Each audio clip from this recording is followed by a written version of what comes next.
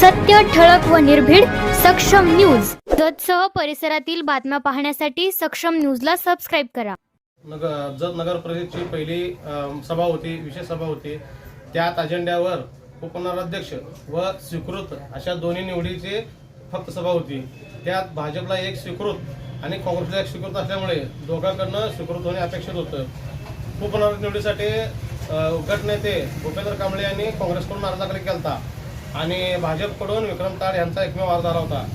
उपनगराध्यक्ष निवडीच्या वेळी भूपेंद्र कांबळे यांनी आपला अर्ज मागास काढून घेतला. पण स्वीकृत निवडीसाठी बराच ड्रामा झाला. त्या स्वीकृत ह्यासाठी महादेव कोळी आणि सुजित सिंह शिंदे ह्या दोघांचा अर्ज आला होता. पण काँग्रेसला ह्या दोघांना पण करायचं नव्हतं.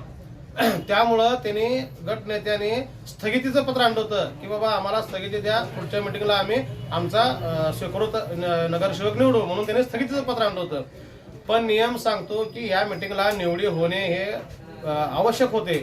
त्यांना त्याची माहिती नसल्यामुळे, अपूर्ण ज्ञान असल्यामुळे त्यांनी त्या स्थगिती देऊन पत्र अडकले आणि भाजप नगरसेवकांनी सगळ्यांनी एकच मुद्दा मांडला की नियमाप्रमाणे अनुक्रमे पहिला नंबर अनुक्रमे नंबर जो आहे ते महादेव कोळी यांची निवड होणे हे कायद्याला धरू नये आणि महादेव कोळी यांची निवड व्हावी म्हणून भाजप नगरसेवक भांडत होते.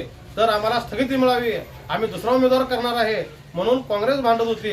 आणि यातून कायद्याला हे करून मुख्याधिकारी नगराध्यक्षांनी 4 ठिकाणी चौकशी करून अनेक अधिकाऱ्यांना विचारून शेवटी महादेव कोळी यांची निवड स्वीकृत म्हणून निवड केली. काँग्रेसकडून स्वीकृत निवड झाली ती भारतीय जनता पार्टीच्या नगरसेवकांच्यामुळे.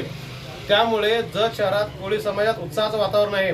महादेव कोळी यांच्यावर मागच्या निवडणुकीच्या वेळी पण विक्रमदादा सावंत यांनी अन्याय केला होता.